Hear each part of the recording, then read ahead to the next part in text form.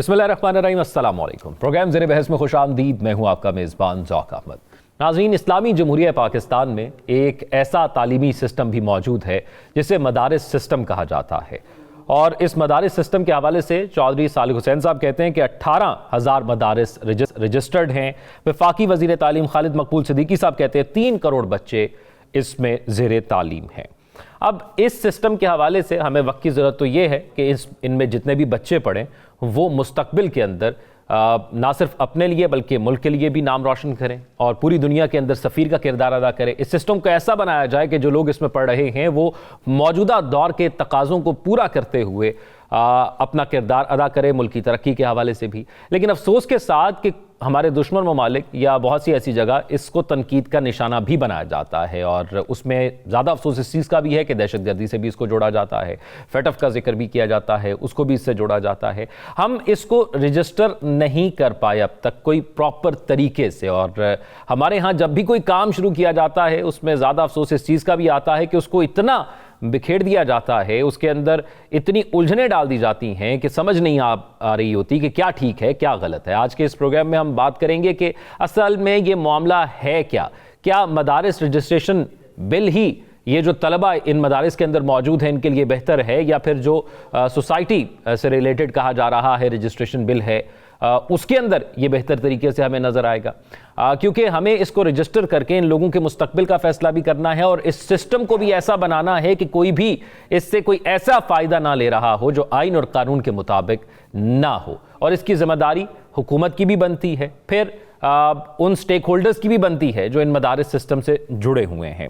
अब क्योंकि गुज़िश्ता तकरीबन 10 दिनों से ये बात चल रही है, सदर ममलिकत की जानिब से जब ये एतराज़ सामने आया था और उन्होंने एतराज़ लगाकर वापस भेज दिया था इस एक्ट को, तो बहुत से बयानात आए। असलम गौरी साहब का कहना था कि लगता है ऐवान सदर बैरूनी दबाव का शिकार है। उसके साथ साथ फिर मौलाना फजल रहमान ने कहा कि फिर हम सड़कों पर आएंगे। फिर हमने हुकूमत की एक और पॉलिसी देखी कि एक प्रेस कॉन्फ्रेंस हुई, उसमें कुछ उलमा कराम थे बड़ी तादाद के अंदर, उन्होंने बताया कि कौन सा एक्ट उनको बेहतर लगता है, मौलाना फजल रहमान के जो एक्ट था उससे उनको क्या इख्तलाफ है। तो ये तमाम सूरत हाल रही है। प्रोग्राम में नजमुल साकिब साहब, राव खालिद साहब, साकिब रशीद साहब तीनों सीनियर तज्ज़िया कार बरसद मौजूद हैं। उनसे जाने इस बिल के हवाले से जो एतराज़ात सामने आए हैं उनकी क्या उनका मुस्तकबिल हो सकता है, या इस बिल का क्या मुस्तकबिल हो सकता है, या किस तरीके से बेहतर तरीके से हम इन चीज़ों को रजिस्टर कर सकते हैं। नजमुल साकिब साहब, हमारे यहाँ हर मामले को इतना कॉम्प्लेक्स क्यों कर दिया जाता है, और ये जो मौजूदा मदारिस रजिस्ट्रेशन बिल है इस पर सदर ममलिकत साहब, क्योंकि हम कल भी डिस्कस कर चुके हैं कि पार्लियामान ने इसको मंजूर किया था, और पार्लियामान में कोई भी बिल पेश होता है तो इतने ज़ीरक किस्म के पार्लियामेंटेरियंस बैठे हैं कि अगर कोई मसला होता है तो वो एतराज़ करते हैं। तो वहाँ से पास होकर जब सदर ममलिकत साहब के पास गया तो उन्होंने एतराज़ात लगा दिया, और अब मामला यहाँ तक उलझ कर रह गया है। तो जो एतराज़ात सदर ममलिकत ने लगाए हैं, आप कैसे देखते हैं उनको? सबसे पहले तो ये देखते हैं कि सदर ममलिकत ने ये जो 8 पॉइंट्स एतराज़ किए हैं, 2 सफ़ों का बाकायदा ख़त है, बड़ी तफसील से आइन का हवाला दे के, कानून का हवाला दे के, और हत्ता कि ये कह के कि जो बैरूनी ताकतें हैं ख़ास तौर पे फेटफ और GSP प्लस पे इसका फ़र्क पड़ेगा। किसी ने बड़े तरद्दुद के साथ ड्राफ्ट पुटअप किया होगा सदर मोहतरम के पास। सबसे पहला मेरा कमेंट और तज्ज़िया ये है कि ये जो एतराज़ात हैं ये सदर ममलिकत ने हुकूमत वक्त पे, पार्लियामेंट पे, बल्कि अपनी ही पार्टी पीपल्स पार्टी पे अदम एतमाद का इजहार किया है। कैसे? देखिए, पीपल्स पार्टी मौजूद थी नेशनल असम्बली में, पीपल्स पार्टी मौजूद थी सेनेट में। ये जब बिल पास होता है तो नून भी और पीपल्स पार्टी भी, कोalition गवर्नमेंट जिसकी बनी हुई है।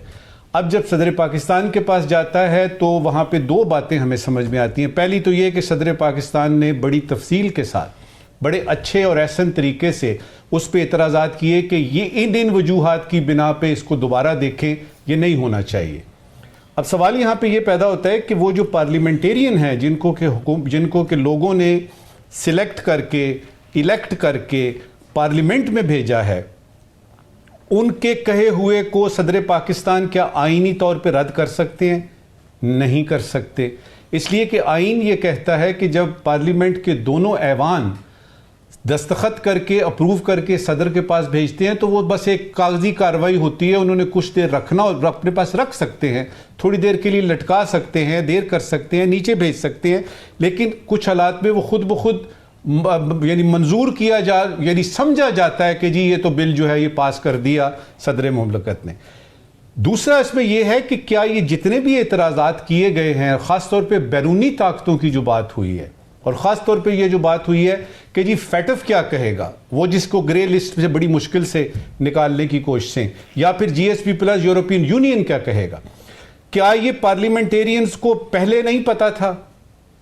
क्या उनको नहीं पता था कि ये एतराज़ात वहाँ से आ सकते हैं? जो सदर मुमलकत ने यानी सबसे हाईएस्ट जो पोस्ट है हमारी पाकिस्तान में, उनको ये बताना पड़ा, तो ये पार्लियामेंट को एक तरह से डांट पड़ी है अदम एतमाद का कि आप लोगों ने देखा ही नहीं, ये किस किस्म का बिल पास किया आपने। ये तो हुआ तस्वीर का एक रुख। दूसरा रुख है जो कि मौलाना साहब की तरफ से हमें यानी समझ में आती है कि उनसे कहा गया कि 26वीं तरमीम में ये डालेंगे, आप फिक्र ना करें, आप हमारा साथ दें। और अगर आपको याद हो तो बिलावल भुट्टो जरदारी साहब 26वीं तरमीम के 2-3 दिन पहले जब होनी थी तो कितने एक्टिव थे और कितनी दफ़ा वो मौलाना साहब के पास गए। तो मौलाना साहब को JUIF को जब आप देखते हैं तो उनके साथ तो वादा खिलाफी हुई है। अब सवाल यहाँ पे ये पैदा होता है कि इस वक्त ये बिल जो है क्या पार्लियामेंट वापस इसको अप्रूव करेगी कि नहीं, ताकि सदर यानी मोहतरम को खुद ब खुद कहना पड़े कि हाँ ठीक है ये, या फिर ये है कि जिस बैरूनी दबाव का आपने जिक्र किया है, मुझे इसकी आज तक समझ नहीं आई। इतनी उम्र हो गई है, पाकिस्तान में इतनी हुकूमतें देखी हैं, दुनिया भर में भी हम गए हैं, देखा है, मुझे ये समझ नहीं आई ये बैरूनी दबाव क्या होता है। सदर मुमलकत अगर खुद उसको दस्तखत कर रहे हैं, और मैंने उनके उस खत पे दस्तखत खुद देखे हैं ग्रीन पेन से हुए हुए, और वो बाकायदा तौर पे हिसाब किताब के साथ लिखा हुआ खत है, तो क्या ये एतराज़ात जो हैं वो वापस लिए जाएंगे, या ये बिल यूं समझिए कि किस्सा पारीना ऑलरेडी हो चुका। ये कहने के बाद 2-3 बातें करना चाहूंगा इस लफ्ज़ मदरसे पे जिसका आपने जिक्र किया है, मदारिस पे। अब देखिए ये जो तालिबान आए हुए हैं ना आपके इधर आपके पड़ोस में, आपके यानी मगरबी जो आपका मुल्क है अफगानिस्तान में, सीधा सा लफ्ज़ है तालिब इल्म हासिल करने का। जो भी तालिब है, जो तलब कर रहा है इल्म, वो तालिब इल्म है। तालिब की जमा तालिबान है। इसी तरह से मदरसा जो है वो स्कूल है। मदरसा हमारे बुजुर्गों के बुजुर्ग जो है वो मदरसों में पढ़ते थे जब स्कूल नहीं होते थे। अब ये है कि क्या ये उसामा बिन लाडन का नाम या मदरसा या तालिबान, इनकी परतें देखनी पड़ेंगी कि अच्छा भला मदरसा जो है वो क्यों समझा जाता है कि यहाँ पे कुछ ऐसी कार्रवाइयाँ होती हैं जो कि ठीक नहीं हैं, वो जो खुद कुछ बम्बार हैं वो यहाँ पे तैयार होते हैं वगैरह वगैरह। ये सारा मगरिब हमें कहता है, लेकिन क्या ये वाकई सच है? इसका फैसला तो हुकूमत वक्त को करना चाहिए कि क्या ये मदारस बिल का बुनियादी चीज ये है कि मौलाना साहब की बात नहीं माननी, या ये है कि मदरसों का मुस्तकबिल वैसे ही रखना है, या ये कि स्कूलों का जो आपके नॉर्मल स्कूल हैं, पब्लिक स्कूल या प्राइवेट स्कूल, उनके सिलेबस को इसमें डालना है या इनका सिलेबस चेंज करना है। और ये सारी चीजें जो हैं इस पे बहस होनी चाहिए, बात होनी चाहिए, और किसी तरीकेकार के जरिए इसको करना चाहिए। मौलाना साहब नाराज हैं, इस वक्त की आखिरी बात, मौलाना साहब नाराज हैं और उनको इस वादा खिलाफी पे सख्त जो है वो उनको तशवीश भी है, और वो थोड़ा सा गुस्से में भी नजर आ रहे हैं, और थोड़ा सा एतमाद भी उनको है कि अगर इन्होंने ये नहीं किया तो फिर हमें काम कराना आता है। ये उनके अल्फाज बता रहा हूं कि हमें ये कराना आता है, और फिर सड़कें होंगी और मौलाना साहब होंगे। क्या ये बेल मुंढे चढ़ेगी कि नहीं, ये तो आने वाला वक्त बताएगा। लेकिन इस वक्त की सूरत हाल ये है कि ये बिल जो है ये मुतनाज़ा हो गया है, होना नहीं चाहिए था टू बिगिन विद, इसको पार्लियामेंट को ही पास नहीं करना चाहिए था। अगर इतने सॉलिड किस्म के एतराज़ात जो हैं वो सदर मुमलकत ने उठाए हैं और अदम एतमाद का इजहार किया है।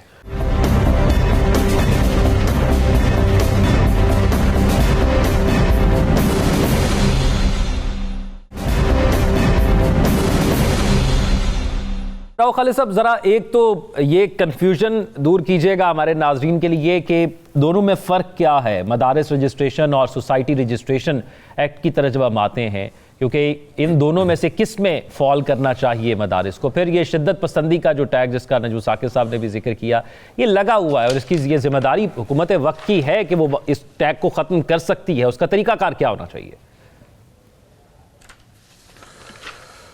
دیکھیں میں اس پہ آتا ہوں، لیکن میں ایک بہت ہی کہہ لے کہ گلیئرنگ ایگزامپل ہے کہ مملکت خداداد پاکستان کو کس طرح سے چلایا جا رہا ہے. یہ کوئی ٹی سٹال ہے، کوئی چائے کا کھوکھا ہے کہ آپ ایک ایسا سیریس مسئلہ جس پہ صدر صاحب کہہ رہے ہیں جی کہ فرقہ واریت بڑھے گی اس قانون کے تحت اگر ہم جائیں گے، اور جی ایس پی پلس کا مسئلہ ہو جائے گا، ایف اے ٹی ایف کا مسئلہ ہو جائے گا. اتنی گمبھیر قسم کی چیزیں وہ بتا رہے ہیں صدر صاحب، اور ہم 26ویں ترمیم کے چکر میں مولانا سے وعدہ کر کے آ جاتے ہیں کہ ہم یہ کریں گے، اور ہم کر دیتے ہیں. مزے کی بات یہ ہے، اور اس کو پاس کر کے ہم اب کہتے ہیں کہ وہ فرق اتنا سا ہے جو مجھے سمجھ آئی ہے اس میں. یہ 2005 سے آپ رجسٹریشن آپ کی ہو رہی ہے، 26,126 مدارس سوسائٹیز ایکٹ کے تحت آپ کے رجسٹرڈ ہے 35,000 میں سے 3 کروڑ سٹوڈنٹس کا آپ نے بتایا. تو اب یہ کون سا بین الاقوامی مسئلہ پیدا ہو گیا اچانک؟ صرف اس میں مسئلہ یہ ہے کہ ایک نام کے ساتھ اگر آپ کرا لیتے ہیں تو اس نام سے جیسے فرنچائز ہوتی ہے نا، ایک رجسٹر ہوگی تو آپ ہر جگہ پہ پھر اس کی شاخیں کھول سکتے ہیں. ہر مدرسے کو علیحدہ سے رجسٹر نہیں کرانا پڑے گا، جو مجھے سمجھ آتی ہے سیکشن 22 میں جو چینج کی گئی ہے ابھی کی جو کی گئی ہے. تو یہ اتنی بڑی چینج ہے جس سے بین الاقوامی مسائل پیدا ہو گئے، جس سے فرقہ واریت بھی بڑھنی شروع ہو گئی، جس پہ یورپین یونین بھی آپ سے ناراض ہو جائے گی. تو یہ مسئلہ کیا ہے بنیادی طور پہ؟ مسئلہ یہ ہے کہ ہم کسی بھی معاملے کو سنجیدگی سے نہیں لیتے. ڈنگ ٹپاؤ اپروچ جو ہے نا، وہ بنیادی پرابلم ہے جو ہماری اوورال گورننس میں آ رہی ہے، بار بار آ رہی ہے، اور ہمیں بار بار مشکلات کا سامنا ہر شعبے میں کرنا پڑا ہے، صرف اس شعبے میں مسئلہ نہیں ہے. اب مسئلہ یہ ہے کہ جو قانون موجود ہے جس کے تحت ویسے تو 9/11 نہ ہوتا تو شاید یہ جھگڑا بھی نہ ہوتا. 9/11 ہو گیا، اس کے بعد یہ سارے جھگڑے نکل آئے، دہشت گردی بھی نکل آئی، انتہا پسندی بھی نکل آئی، ہمیں نیشنل ایکشن پلان بھی بنانا پڑا، بہت کچھ کرنا پڑا. اس کے نتیجے میں ہم نے اتنی شہادتیں دیں، اتنا بلینز آف ڈالرز کا نقصان اٹھایا. ہماری سوسائٹی کا جو سوشل فیبرک ہے وہ ٹوٹ کے رہ گیا ہے. عجیب و غریب قسم کی صورتحال سے ہم دوچار ہیں. اکنامک پریشرز اپنی جگہ پہ، اور اوپر سے جن کے لیے ہم نے کیا وہ بھی ہمیں آنکھیں دکھا رہے ہیں. تو مسئلہ یہ ہے کہ ایک ہی قانون موجود ہے جس کے تحت مدارس رجسٹر ہو رہے ہیں، ٹھیک ہے، یا تو کوئی دوسرا قانون ہوتا. دوسرا 1 اگست 2019 کا ایک MOU ہے director general of religious education والوں کے ساتھ جو ہوا ہے، جس میں ایک پرفارما انہوں نے دیا ہے، اس کے اوپر آپ رجسٹر کرائیں گے اپنے مدرسے کو. مجھے نہیں پتا اس پہ رجسٹر ہوئے ہیں نہیں ہوئے، کیونکہ ہمیں کوئی نہیں ملتا. نومبر 2020 میں ایک اشتہار آیا تھا اخبار میں جس پہ تقریباً 133 افسر مختلف شہروں میں مقرر کیے گئے تھے پاکستان بھر میں کہ ان کے پاس آپ جا کے اپنے رجسٹریشن کروا سکتے ہیں. ابھی تک مجھے اس کی سچی بات ہے ڈیٹیل نہیں پتا کہ اس پہ اس MOU کے تحت کوئی رجسٹر ہوا کہ نہیں ہوا. ٹھیک، قانون کوئی نہیں. اب اس کے علاوہ اور اب ایک سمپل سی سوچنے کی بات ہے، آپ کے یہاں میڈیکل کالجز چل رہے ہیں نا، عام تعلیم کے ادارے بھی ہیں، ٹیکنیکل تعلیم کے ادارے بھی ہیں، میڈیکل کالجز بھی ہیں، ٹیکسٹائل ایجوکیشن کے ادارے بھی ہیں. تو یہ سارے ادارے چل رہے ہیں جس کے تحت یہ سارا تعلیمی نظام چل رہا ہے. اس میں اگر دینی تعلیم کا بھی اس کے اندر ہی کر دیا جاتا، اس کے ساتھ ایک اتھارٹی آپ نے بنانی، آپ اتھارٹی بنا دیتے اس کی علیحدہ سے. وفاق المدارس 1959 سے شاید بنی ہوئی ہے، وہ کورس کو مینیج کرتی ہے، سلیبس کو مینیج کرتی ہے، اور امتحانات کو مینیج کرتی ہے. تو اس کو آپ کہہ لیں کہ نیشنلائز جس طرح کی ہے باقی اداروں کو، اس کو ایک گورنمنٹ اتھارٹی کے طور پہ آپ اسٹیبلش کر لیتے، اس معاملے کو چلا لیتے. بات یہ ہے کہ انڈرسٹینڈنگ بالکل نہیں ہے، ایشو کی انڈرسٹینڈنگ نہیں ہے، مسئلے کے حل کرنے کی طرف کوئی توجہ نہیں ہے. اصل بات یہی ہے جو پچھلے 2-4 دن میں ہمیں نظر آئی ہے کہ جو علماء کرام ہیں ان کے درمیان جو ایک رفٹ پیدا ہوئی ہے، شاید اس کو ہوا دینا ہے یا اس کو فروغ دینا ہے، اور اس کے کیا نتیجہ نکلے گا اس کا.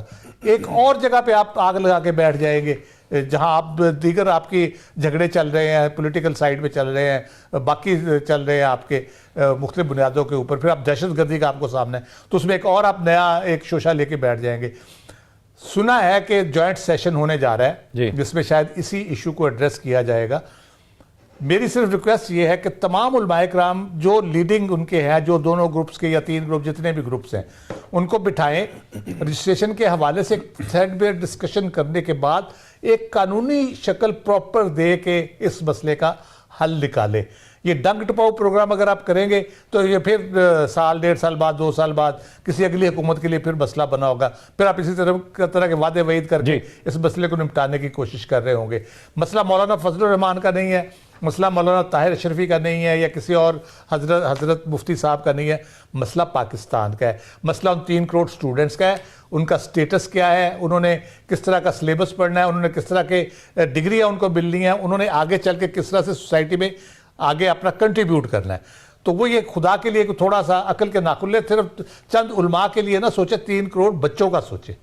بالکل ٹھیک ہے ثاقب بشیر صاحب، یہ کیونکہ اب ایک جوائنٹ سیشن بھی بلایا گیا ہے 17 دسمبر کو دن 11 بجے بلانے کا یہ فیصلہ کیا گیا ہے، لیکن جو جے یو آئی فے کی طرف سے ہم بیانات دیکھ رہے ہیں وہ بڑے سخت نظر آ رہے ہیں. تو اب حکومت کیا سوچ رہی ہے، کیونکہ ملاقاتیں بھی ہوئی تھی، کچھ ٹیلی فونک رابطے بھی ہوئے تھے، معاملہ اسمبلی کے اندر حل ہو جائے گا 17 تاریخ تک؟ ایک تو 17 کا ابھی جو ہے وہ کنفرم نہیں ہے حتمی طور پر. یہ خبر آئی تھی کہ مولانا کی جانب سے جو کامران مرتضیٰ ہیں اس نے جو گورنمنٹ کو یہ کہا ہے کہ کیونکہ 17 تاریخ کو جو ان کی تنظیمات مدارس ہیں، تمام جو تنظیمات ہیں، ان کا کوئی اجلاس ہو رہا ہے اور اس اجلاس میں فیصلہ ہونا ہے کہ اب انہوں نے کیا کرنا ہے اور کون کون سی شک مان سکتے ہیں یا کسی سے پیچھے ہٹ سکتے ہیں یا آئندہ کا لائحہ عمل کیا ہوگا. اور اس کے بعد مولانا کہتے ہیں کہ ان کی پارٹی کا اجلاس ہوگا اور پھر وہ اس کے تناظر میں ہی چلیں گے، جو اعلامیہ ان تمام جو تنظیمات کا ہوگا اسی کے تناظر میں وہ بھی اپنا لائحہ عمل جو ہے وہ دیں گے. اس لیے اب یہ کہنا حتمی طور پر کہ 17 کو ہی وہ جوائنٹ سیٹنگ ہو جائے گی ابھی میرے خیال میں قبل از وقت ہے. اور کیونکہ حکومت بھی اب چاہے گی کہ چیزیں جو ہے وہ درست سمت چل پڑیں، لیکن مجھے ایسا لگ نہیں رہا. اس کی وجہ یہ ہے کہ یہ حکومت نے لے دے کیا تھا 26ویں ترمیم کے معاملے میں، اور اس لے دے میں مولانا نے ووٹ دیا اور اس کے بدلے میں انہوں نے یہی لیا کہ آپ ہمارا وہ جو بل ہے وہ پاس ہوگا، اور وہ پاس ہوا. وہ بل جو ہے وہ حکومت نے خود پیش کیا، وزیر قانون نے پیش کیا، کیبنٹ سے منظوری ہوئی، قومی اسمبلی سے منظور ہوا، سینٹ سے منظور ہوا، پھر صدر کے پاس پہنچ گیا. اب اس میں ایک قانونی سکم بھی آ چکا ہے، وہ آئینی سکم آپ اس کو کہہ لیں، کیونکہ صدر کے پاس جب بل جاتا ہے تو آئین کے مطابق 10 روز میں یا تو صدر نے دستخط کرنے ہیں یا اس پہ کوئی اگر اعتراض ہے تو واپس بھیجنا ہے. اب اطلاعات یہ ہیں کہ ایک دفعہ واپس بھیجا گیا، کوئی کلیریکل ایشو تھا یا کوئی بھی اسپیکر نے وہ ٹھیک کر کے واپس بھیج دیا. دوبارہ سے جو معاملہ ہے کیا صدر دوبارہ بھیج سکتا ہے، یہ اب الگ سے سوال ہے کہ جس طرح 8 یا 10 ان کی جانب سے اعتراضات جو ہے وہ لگائے گئے ہیں اور اس کو واپس بھیجا گیا ہے، اور جو کامران مرتضیٰ کہتے ہیں آئینی طور پر صدر یہ نہیں کر سکتے. اور ابھی ریسنٹلی ہم نے دیکھا جب صدر علوی تھے تو اس وقت آفیشیل سیکرٹ ایکٹ کے حوالے سے کچھ ترامیم تھی، تو اس میں بھی ایکٹ بنا تھا، تو اس میں جو صدر ہیں علوی انہوں نے 10 روز میں بعد میں صدر علوی جو ہے وہ ٹویٹس بھی ان کی جانب سے آتی رہی، وہ کہتے رہے کہ جو بل تھا میں نے کہا واپس بھیج دیں، وہ واپس نہ دستخط ہوئے نہ ہی اس پر اعتراض لگا. تو جب دستخط بھی نہیں ہوئے، اعتراض بھی نہیں لگا، تو اس کو کنسیڈر کر لیا گیا کہ اب یہ ایکسیپٹ ہو چکا ہے اور گزٹ نوٹیفیکیشن ہو گیا. تو اب جو آئینی ایک سکم سامنے آیا ہے اس کے حوالے سے بھی جے یو آئی جو ہے وہ بات کر رہی ہے. حافظ حمداللہ ان کو میں سن رہا تھا تو وہ بھی یہی کہہ رہے ہیں کہ اب بلی جو ہے وہ تھیلے سے باہر آ گئی ہے. تو اس قسم کی جو سٹیٹمنٹس ہیں، حافظ حمداللہ صاحب نے اور بھی ایک بڑی امپورٹنٹ چیز کی میں شامل کرتا ہوں یہاں پہ. انہوں نے کہا جمہوریہ پاکستان قانون سازی میں آج بھی آزاد نہیں ہے. یہ 26ویں ترمیم کے وقت نہیں یاد آیا ان کو؟ جی بالکل وہی بات کر رہے ہیں کہ وہ ہمارا ملک اب FATF چلائے گے یا GSP+ کے حوالے سے چلے گا، یہ بات انہوں نے کی ہے. تو مجھے یہ جو ہے وہ معاملہ خوش اسلوبی سے آگے بڑھتا ہوا نظر نہیں آ رہا. جس طرح کے اعتراضات ہم نے دیکھے، صدر کے اعتراضات دیکھے، اس کا مطلب یہ ہے کہ حکومت نے سارے جوڑے ہوں گے کہ اگر یہ ہم منظور کر لیتے ہیں اور یہ قانون بن جاتا ہے تو ہمارے لیے بین الاقوامی سطح پہ مسائل ہو سکتے ہیں، اور ان میں میجر جو ہے وہ GSP+ کا جو سٹیٹس ہے یا FATF میں معاملات ہیں اس میں جو ہے وہ مشکلات آ سکتی ہیں. لیکن حکومت نے خود ہی سارا کچھ جو ہے وہ غلط کیا ہے. اب کم سے کم ان کو اتنی شرمندگی تو کرنی چاہیے کہ ہم نے 21 اکتوبر کو جو کچھ کیا اور اس کے بعد اب جو ہے وہ ہم اپنے کیے سے پیچھے پھر رہے ہیں، اور ہم نے مولانا سے کمٹمنٹ جو ہے وہ لی یا دی اس کو، اور اب اس سے جو ہے وہ پیچھے پھر رہے ہیں. ایسا بھی اب جو نہیں کہہ سکتے، اور مولانا جو ہے وہ سڑکوں پر آنے کے لیے بظاہر جو ہے وہ تیار نظر آتے ہیں.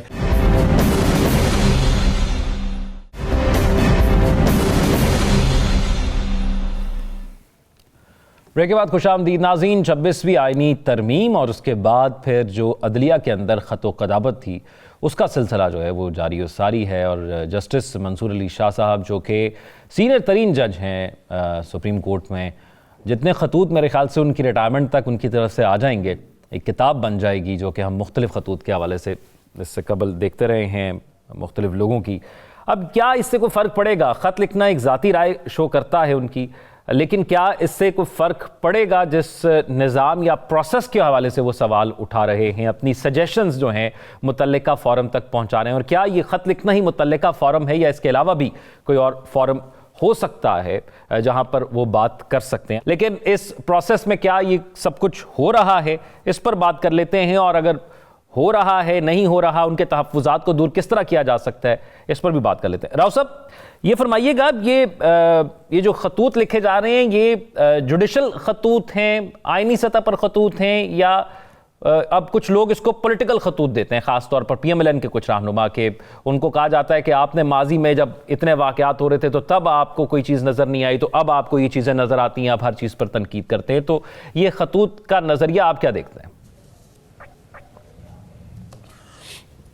देखिए, ये जो रिसेंट फिनोमेना है, और हम देखते हैं कि जस्टिस काजी फ़ाइज़ ईसा जो थे, जब वो चीफ जस्टिस नहीं बने थे, उससे पहले उनके जो तहफ़्फ़ुज़ात होते थे किसी भी इशू के हवाले से, तो वो ख़त लिखते थे, और वो ख़त अपने कुछ मीडिया के जानने वालों के ज़रिए वो लीक भी हो जाता था समहाउ, पता नहीं कौन लीक करता था उसको।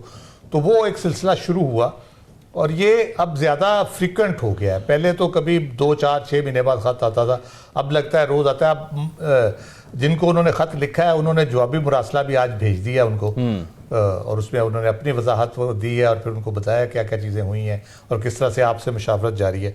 ये मामला चल रहे हैं, लेकिन बुनियादी मसला जो है, बुनियादी नुक्ता देखें कि किसी भी ख़त में जो भी चीज़ की जाती है, बड़े लर्नड किस्म के जज हैं मंसूर अली शाह साहब, कोई शक नहीं, स्कॉलर आदमी हैं, और वो कानून के नुकात बिल्कुल सही तौर पे उनको उठाते हैं और उजागर करते हैं, और अपने तजर्बे की बुनियाद पे वो ये समझते हैं कि अगर ये मामला इस तरह से चले तो उसके नताइज क्या निकल सकते हैं। कोर्ट पैकिंग की बात की जाती है, ये दुनिया में बड़ा मुस्तमल है ये चीज़ कि आप मर्ज़ी के जज लगा के, और ख़ास तौर पे डिक्टेटोरियल रजीम्स जहाँ पे होती हैं वहाँ ये किया जाता है, कोर्ट पैकिंग की जाती है, उसके बाद मुखालफिन को उसका निशाना फिर बनाया जाता है। हमारे यहाँ कोर्ट पैकिंग का कॉन्सेप्ट जो रिसेंटली आया, वो जब सुप्रीम कोर्ट पे हमला हुआ और अपनी मर्जी के चीफ जस्टिस लगाए गए, और उसके बाद जो सूरत हाल पैदा हुई, फिर जस्टिस इफ्तिखार चौधरी साहब के दौर में जब वो बहाल हुए और उन्होंने जो तैनातियाँ की और जो चीज़ें हुई, उस पर वकला में बड़ी रिजर्वेशन पाई जाती थी, और वो तकरीबन कोर्ट पैकिंग के करीब चीज़ उसको समझा जाता था कि 100 के करीब ऐसे जजेस भर्ती किए गए कि शायद वो मसाइल पैदा हों अदलिया के लिए और आगे चल के। मसला ये है कि जुडिशरी जो है आला जुडिशरी ख़ास तौर पे, उसकी क्रेडिबिलिटी और उसका इम्पार्शल होना, आइन और कानून की समझ होना और उसके मुताबिक फ़ैसले करना, वो बहुत इम्पॉर्टेंट है, क्योंकि ये माशरे में अमन का बायस बनता है। अगर लोगों को पता हो कि हमें अदालतों से इंसाफ मिल रहा है, हम अदालत में जाएंगे, हमें मसला हमारा हल हो जाएगा, या जो भी फैसला होगा उस पर वो ट्रस्ट करेंगे, तो वो माशरे के अंदर बेचैनी और बेताबी उसरा नहीं होती। लोग ज़ाती बदले लेने के चक्कर में नहीं पड़ते। वो कहते हैं अच्छा जी कोर्ट में देखें, बाहर जैसे कहा जाता है, वो कोई किसी को मसला हो कहते हैं I will see you in the court kind of, यानी उनकी क्रेडिबिलिटी इस तरह की होती है। तो ये बहुत इंपॉर्टेंट है कि उसके लिए। लेकिन हमारे यहाँ सियासी रहनुमा जितने भी हैं, बशमूल शहीद मोहतरमा बेनज़ीर भुट्टो साहिबा, दे आर समहाउ ऑब्सेस्ड ना ये कोर्ट जुडिशरी के हवाले से कि हमारे अपना जज होना चाहिए, अपना बंदा होना चाहिए। उस वक़्त जब पहली दफ़ा वो वज़ीर-ए-आज़म बनी थी, उस वक़्त भी थोड़ा सा अदलिया के मसाइल जब चल रहे थे, तो उन्होंने किसी से पूछा था कि जहांगीर बदर मरहूम वकील थे और सीनियर वकील थे, तो वो पूछ रहे थे क्या इनको चीफ जस्टिस लगाया जा सकता सुप्रीम कोर्ट का।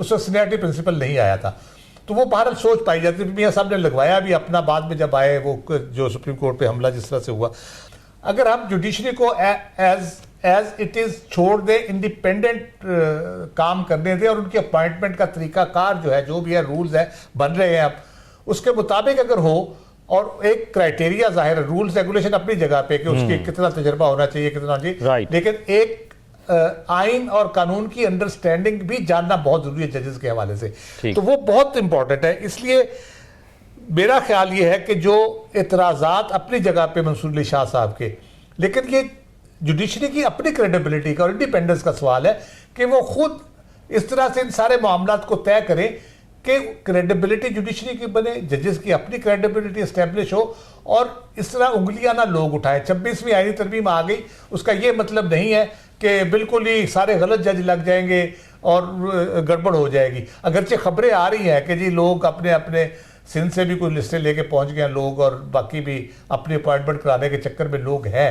چیمبرز کا جیسے ہمارے ہاں رہا ہے، یہ خیر چیمبرز کے انفلوئنس رہا ہے، وہ اپنے جج لگوا لیتے تھے، تو لیکن اپنے جج لگوا لے، لیکن جج ایسا ہونا چاہیے جس کی کریڈیبلٹی ہو، لا اور قانون کی، آئین کی سمجھ ہو، اور انصاف کرنے کی صلاحیت رکھتا ہو، اور کم از کم تھوڑا سا اپنے پاؤں پہ وزن ڈالنے کی بھی سکت رکھتا ہو، تو پھر کوئی مسئلہ نہیں ہے، کسی کی سفارش پہ بھی لگ جائے کوئی ایشو نہیں ہے اس کا۔ نجم ثاقب صاحب، یہ ناراض ہو جاتے ہیں نا، پھر اتحادی بھی ناراض ہو جاتے ہیں، ہمارے جج نہیں لگائے گئے۔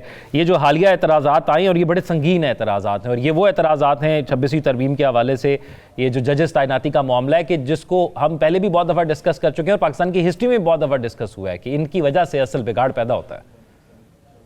مجھے یہ بتا دیجئے کہ پاکستان تو ایک طرف رکھے نا، پاکستان تو ابھی کل کی بات ہے، امریکہ میں دیکھ لیتے ہیں کہ کیا وہاں پہ نہیں ہوتا، یہ اپنی مرضی کے جج نہیں لگاتے۔ آپ کو یاد ہے جن ججز حضرات نے ڈونلڈ ٹرمپ صاحب کو انڈائکٹ کیا، وہ ان کے اپنے، ان میں سے اکثر وہ تھے جو انہوں نے خود لگائے ہوئے تھے۔ تو دو باتیں اس میں بڑی ضروری ہیں جاننی۔ پہلی بات یہ کہ یہ پہلے بھی ہوتا تھا، اور دوسری بات یہ کہ آپ اتنے زیادہ کیسے اس نتیجے پہ پہنچ گئے کہ سیاسی طور پہ بھی اگر کوئی جج لگایا گیا ہوگا تو وہ صرف حکومت کی بات مانے گا۔ مجھے اس کی سمجھ نہیں آتی۔ اس سے آپ جو کسی بھی جج کی کریڈیبلٹی پہ شک آپ کرتے ہیں، جو کہ اچھی بات نہیں ہے۔ باٹم لائن یہ ہے کہ آپ کی عدلیہ اس وقت اپنے کمزور ترین لمحے سے گزر رہی ہے۔ ان کو نہیں سمجھ آ رہی کہ وہ جو تھا نا ایک ٹھسا تھا کہ بھئی سپریم کورٹ ہے، سپریم کورٹ میں چلا گیا معاملہ، سپریم کورٹ نے کہہ دیا تو حرف آخر ہے۔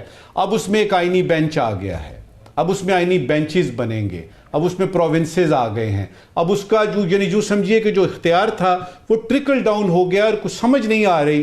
لیکن قانون چیز ہی ایسی ہے، آئین چیز ہی ایسی ہے کہ اس کی کم از کم دو انٹرپریٹیشن تو آپ کو سٹریٹ اوے سمجھ آتی ہیں، انلیس کہ وہ بالکل کوئی پرووائزو نہ ہو، کوئی کسی قسم کی لیت و لال اس میں نہ ہو، کلیئر اس میں سینٹنس ہو۔ ہمارے ہاں الحمدللہ ایسے وکلاء موجود ہیں، خاص طور پہ سپریم کورٹ میں، جو سٹریٹ فارورڈ سٹیٹمنٹ ہے اس میں سے بھی کوئی پوائنٹ نکال لیتے ہیں، اور کچھ نہیں، ذوق تو ٹیکنیکلٹیز پہ ہی کسی کیس کو دائیں بائیں کر دیا جاتا ہے۔ لہذا میرے نزدیک اس خط کی اہمیت صرف اتنی ہے کہ یہ ریکارڈ میں ہوگا، یہ ریفرنس کے طور پہ آج سے 20 سال بعد کا جو لا کا سٹوڈنٹ ہے وہ کہے گا کہ یہ 26ویں ترمیم جس کے بعد 27ویں آئی، 28ویں آئی، 29ویں آئی، اور اس کو پھر واپس کرنا پڑا اس لیے کہ قانون اور عدالت کے خلاف تھی یہ چیزیں، تو اس وقت جسٹس منظور علی شاہ نے یہ آواز حق بلند کی اور کہا کہ یہ غلط ہے، عدالت کا اس پہ یعنی جو مجروح ہوگا اس کا یعنی متاثر ہوگا، اس کا سٹیٹس عوام وغیرہ میں یہ ہوگا۔ اس کے علاوہ اس کی کوئی ایسی حیثیت نہیں ہے۔ آخری بات کہ جتنی باتیں اس خط میں لکھی ہوئی ہیں جو ہم نے بڑے غور سے پڑھا ہے، اگر آپ کو یاد ہو تو جب 26ویں ترمیم آ رہی تھی تو اسی پینل نے، ہم لوگوں نے یہ ساری باتیں بتائی تھیں کہ یہ اثرات ہوں گے، یہ چیزیں ہوں گی، اسی کو دہرا دیا گیا ہے، لکھ دیا گیا ہے۔ بالکل ایسا ہی ہے۔ اچھا ثاقب بشیر صاحب، یہ جسٹس منصور علی شاہ صاحب کی جانب سے جو خطوط آ رہے ہیں، کیا کسی اور کی جانب سے بھی اور خطوط آ سکتے ہیں؟ کوئی اور بھی اس طرح کے خدشات کا اظہار کر سکتے ہیں جس طرح کہ وہ کر رہے ہیں؟ اور پھر یہ رائٹ فورم ہے آپ خط لکھ کے جو اپنا اظہار کرتے ہیں اپنے خدشات کا، یا اس کے علاوہ بھی کوئی فورم ہو سکتا ہے؟ اصل میں جو جوڈیشل کمیشن ہے جس نے ملک بھر میں ججز کی تعیناتی کرنی ہے، لاہور ہائی کورٹ میں، پشاور، اسی طرح اسلام آباد، سندھ یا بلوچستان ہائی کورٹ میں، یا سپریم کورٹ میں ایون، یا چیف جسٹسز کی تعیناتی ہونی ہے، ان کی جانب سے ایک رولز کمیٹی بنائی گئی ہے جس کی سربراہی جسٹس جمال خان مندوخیل چیئرمین ہے جس کے، اور اس میں باقی ممبران ہیں۔ تو جسٹس منصور علی شاہ صاحب نے ان کو خط لکھا ہے. کمیٹی نے 5 دسمبر کو یہ ججز کی تعیناتی کے حوالے سے اجلاس بلایا تھا جس میں بڑی تقریباً 3-4 گھنٹے کی ڈسکشن ہوئی.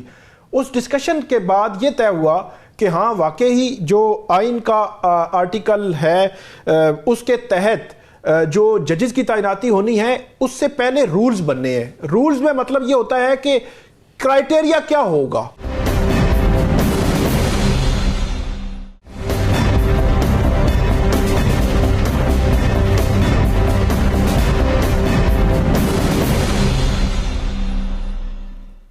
بریک کے بعد خوش آمدید ناظرین. اب بات کریں گے ایک ایسے مرض کے حوالے سے، پولیو کا ایسا مرض جس کے لیے کوئی خاص اگر ہم دیکھیں تو مشکلات نہیں ہونی چاہیے. ایک ویکسین ہے جو کہ بچوں کو پلا دی جائے اور اس مرض سے جان چھڑائی جا سکتی ہے، لیکن اس کے باوجود اس سال میں بھی افسوس کے ساتھ جو مجموعی تعداد سامنے آئی ہے وہ 63 سامنے آئی ہے پولیو کیسز کے حوالے سے. اور ایک زمانہ تھا پاکستان میں یہ تعداد بہت کم ہو گئی تھی، نہ ہونے کے برابر ہو گئی تھی، لیکن دوبارہ بڑھ گئی. نعیم ثاقب صاحب، یہ کیا مشکلات پیش آتی ہیں اس جیسے موذی مرض کو روکنے کے لیے بھی؟ سب سے پہلے تو یہ ہے کہ اسٹینڈنگ کمیٹی ہے سینٹ کی ہیلتھ کی، تو پرسوں انہوں نے اجلاس کر کے ہمیں یہ بتایا ہے کہ اس وقت اس سال یعنی جو دسمبر اس وقت ہم گزر رہے ہیں 2024 میں، تو 59 یعنی 59 کیسز سامنے آئے ہیں. 4 آج اب یہ کہ 2014 میں یعنی 2014 میں پاکستان میں ہم نے دیکھا کہ پاکستان کا نمبر پولیو کیسز میں سب سے اوپر ہے. اس کے بعد کچھ 1-2 برس ایسے آئے جس میں پتہ لگا جی کہ کوئی رپورٹ نہیں ہوا. پچھلے برس کچھ 6 کے قریب آئے، اس دفعہ ذرا زیادہ ہو گئے ہیں. اب شاید ایک نائجیریا رہ گیا اور ایک اپنا پیارا افغانستان رہ گیا اور ایک پیارا پاکستان رہ گیا جس میں کہ یہ مرض ہے. پوری دنیا میں یہ موذی مرض جو ہے یہ ختم ہو چکا ہے. اب اس میں 2-3 وجوہات کی تو سمجھ آتی ہے، ایک آدھ چیز کی سمجھ نہیں آتی. کس کی سمجھ آتی ہے؟ اس کی سمجھ آتی ہے کہ کچھ ہمارے ہاں ایسے لوگ ہیں جو یہ سمجھتے ہیں یا یہ پھیلا دی گئی ہے سازشی تھیری کہ آپ کے بچے سٹرلائز ہو جائیں گے، یہ مرد ہی نہیں رہ سکیں گے وغیرہ وغیرہ. اس وجہ سے لوگ گھبراتے ہیں. دوسرا یہ ہے کہ اس میں جو قطرے آپ پلاتے ہیں اس میں یعنی لوگوں کو اعتبار نہیں ہے کہ یہ کہیں پانی تو نہیں ہے، یہ پتہ نہیں کوئی کون سی چیز ہے ایسی. یہ تو ہے جس کی سمجھ آتی ہے کہ یہ وجوہات ہو سکتی ہیں. تیسری وجہ اس کی یہ ہو سکتی ہے نیگلیجنس، جو کہ ماں باپ کے طور پہ ہوتی ہے کہ ہر ماں باپ کو چاہیے، کیونکہ یاد رکھیے گا کہ یہ جو 59 کی فگر میں نے بتائی ہے نا، اس میں سارے صوبے پاکستان کے شامل ہیں. یہ نہیں ہے کہ صرف کے پی میں ہے، پنجاب میں ہے، اسلام آباد کا بھی ایک کیس ہے. اس کا مطلب یہ ہے کہ جو پڑھے لکھے لوگوں کی آباد، وہ جو شہر ہے جو کیپٹل آپ کا، اس میں سے بھی ایک کیس آیا ہے. مطلب کیا نکلا؟ مطلب یہ نکلا کہ ماں باپ میں وہ اویئرنیس نہیں ہے اور یا پھر وہ اعتماد نہیں ہے کہ یہ جو یعنی قطرے پلائے جائیں گے یہ اصلی ہیں کہ نہیں. حکومت کی ذمہ داری ہے کہ وہ کم از کم ٹھیک طریقے سے دوائی تو یعنی فراہم کرے نا. خالی یہ جو ہم دیکھتے ہیں نا ایڈ چلنی شروع ہو جاتی ہیں اخباروں میں، وہ بڑی خوبصورت بڑے پیسے لگا کے ایڈز بنائی جاتی ہیں کہ جی یہ آئیں گے، اور وہ جو دکھاتے ہیں نا جو لوگ قطرے پلانے آتے ہیں ایسے فرسٹ کلاس، ان کے چہرے صحیح، انہوں نے لباس پہنا ہوتا ہے. جو ایکچوئل آتے ہیں وہ اللہ کی مہربانی سے اس طرح ہوتا نہیں. اس کو سنجیدگی سے لیں اور صرف یہ حکومت کا ہی نہیں ہے لیکن حکومت اپنا فرض کرے. دوسرا یہ ہے کہ ماں باپ کو خود بھی اس میں دیکھنا ہے. اور تیسرا یہ ہے کہ یہ جب تک عوام کا اعتماد نہیں ہوگا دوائی پہ اور حکومت پہ، یہ کیسز بڑھتے رہیں گے، گھٹتے رہیں گے اور یہ سلسلہ اسی طرح سے یعنی چلتا رہے. ایجوکیٹ کرنے کی ضرورت ہے. آپ کو لگتا ہے راؤ خالد صاحب، ہم نے دیکھا ورکرز کو بھی نشانہ بنایا جاتا ہے کچھ علاقوں میں، وہ شہید بھی ہوتے ہیں، تو کیسے قابو پایا جا سکتا ہے اس پر؟ دیکھیں اویئرنیس کی تو کمی نہیں ہے اس حوالے سے. 1994 سے کم از کم ہم دیکھ رہے ہیں اشتہاری مہم علماء کے ذریعے اور کھلاڑیوں کے ذریعے، اشتہارات اخبار کے، ٹی وی کے، otherwise campaigns, physical campaigns. 3 lakh سے زیادہ ہمارے ورکرز ہیں، ایکسپرٹس اور مختلف لیول کے لوگ ہیں جو اس کے لیے کام کر رہے ہیں. ہر لیول پہ وہ کام ہو رہا ہے. تو اس میں اب مجھے تو سچی بات ہے سمجھ نہیں آتی کہ لوگوں کی انڈرسٹینڈنگ بھی ٹھیک ہے، میسج ہر جگہ پہ پہنچے، اویئرنیس میسج، پھر یہ کیا گڑبڑ ہوتی ہے کہ اچانک ہو جاتا ہے.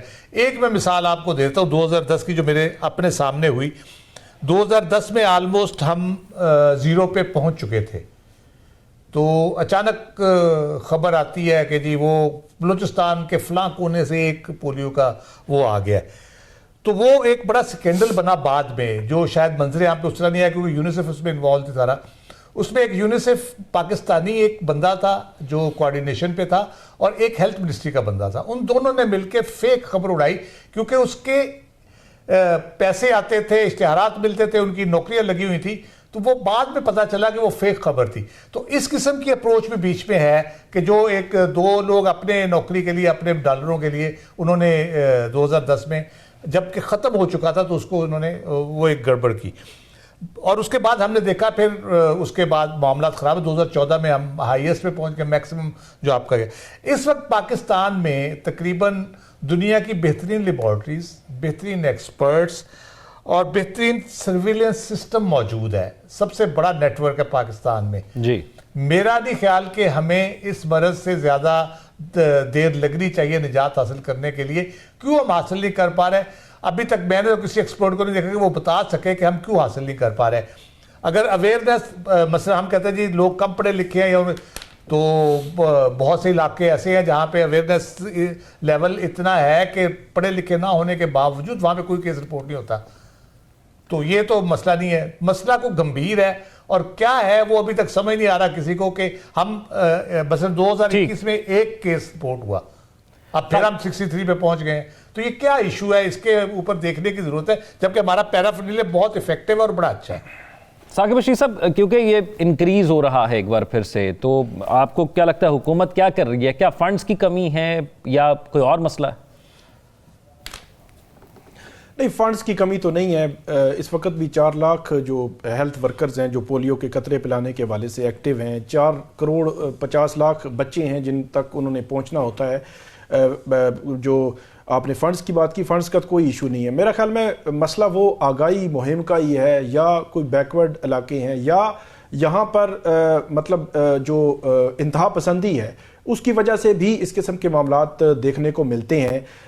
پھر 2011 میں آپ کو پتہ ہے کہ جو آپریشن تھا اسامہ بن لادن کے خلاف، اس میں بھی ایک جعلی قسم کی مہم کا سہارا لیا گیا اور سارا وہ واقعہ، تو اس کا تناظر اس کے بعد ایک جو ہے وہ حوالے کے طور پر اس کو بھی استعمال کیا جاتا رہا مخصوص علاقوں میں کہ اس میں ویکسین میں کوئی چیز جو ہے وہ ملی ہوئی ہے، یا اس کو کسی اور مقصد کے لیے جو ہے وہ استعمال کیا جا سکتا ہے.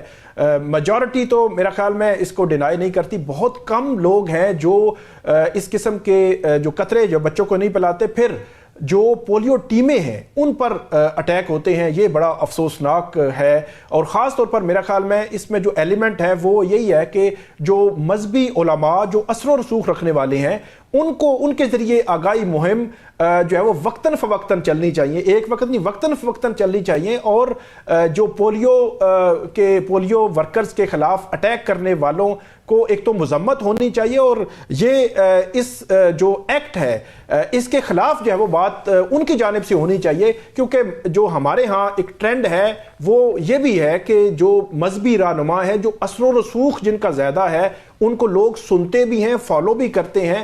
اور اس میں جو ہم دیکھ رہے ہیں وہ ایلیمنٹ آگاہی کا اسی لحاظ سے ہی ہے، کیونکہ انتہا پسند جو ہے وہ بعض علاقوں میں اس کو ایک ٹول کے طور پر استعمال کرتے ہیں اور لوگوں کو اس طرف لانے کی کوشش کرتے ہیں. اگرچہ وہ بچوں کے ساتھ جو ہے وہ یہ سب کچھ کر کے بچوں کے ساتھ ظلم کر رہے ہوتے ہیں کہ جو بچے اس پولیو کی مرض کا جو ہے وہ شکار ہو جاتے ہیں. ٹھیک ہے نجم ثاقب صاحب، آج کے سوالات. شکریہ ذوق. ایک ضروری سوال ہے اور ایک غیر ضروری سوال ہے. پہلے ضروری سوال. پاکستان نے ملائیشیا میں حالیہ سیلاب کے لیے 40 ٹن امدادی سامان کوالالمپور بھیجا ہے.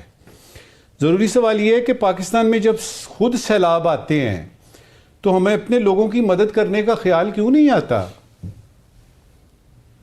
آج کا غیر ضروری سوال. ایک وفاقی وزیر صاحب نے فرمایا ہے کہ پاکستان میں مہنگائی کی شرح 4% پر آ گئی ہے. غیر ضروری سوال یہ ہے کہ مہنگائی کی شرح ماپنے کے لیے جو کیلکولیٹر استعمال کیا گیا ہے وہ تائیوان سے آیا تھا یا لوکل مارکیٹ سے خریدا گیا ہے؟ ٹھیک ہے، ہمارے ناظرین اپنے فیڈ بیک میڈیا پر آگاہ کریں گے. اپنا خیال رکھیے گا. اللہ حافظ.